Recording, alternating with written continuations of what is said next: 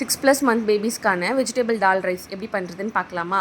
நான் வெஜிடபிள் டால் ரைஸாக கொடுக்கறதுக்கு முன்னாடி என்னோடய பேபிக்கு பிளெயின் மூங் தால் பியூரி வந்து கொடுத்துட்ருந்தேன். ஒரு 4 டைம்ஸ் வந்து பிளெயின் மூங் தால் பியூரி தான் கொடுத்துட்ருந்தேன். ஒரு 7 மந்த் ஆனதுக்கு அப்புறமா இந்த மாதிரி வெஜிடபிள் டால் ரைஸ் மாதிரி பண்ணி கொடுத்தேன். அதே மூங் தாலில் வந்து கேரட், பீன்ஸ், நம்மளுக்கு என்ன வெஜிடபிள்ஸ் வேணுமோ, உங்களோட பேபிக்கு நீங்கள் என்ன வெஜிடபிள் கொடுக்கணும்னு நினைக்கிறீங்களோ, லைக் பீட்ரூட், கேரட், பட்டாணி, உருளைக்கிழங்கு இதெல்லாம் கூட நீங்கள் ஆட் பண்ணலாம். நான் வந்து கேரட் அண்ட் பீன்ஸ் மட்டும் ஆட் பண்ணிவிட்டு கூடவே பெருங்காயம், ஜீரகம், 2 பல்லு பூண்டு மட்டும் ஆட் பண்ணி வேக வச்சுக்கிட்டேன். ஏன்னா கொஞ்சம் ஸ்டொமக் பெயின்லாம் வராமல் இருக்கும். இல்லைனா பேபிஸ் வந்து சம்டைம்ஸ் கேஸ் ஃபார்ம் ஆச்சுன்னா நைட்டில் வந்து ஸ்டொமக் பெயினால் அழுவாங்க.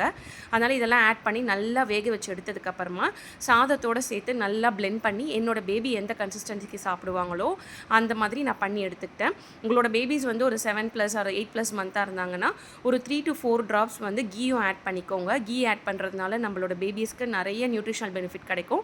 இப்போ தான் நீங்கள் சாலிட் ஸ்டார்ட் பண்ணிகிட்ருக்காங்க அப்படின்னா கீ ஆட் பண்ண வேணாம்.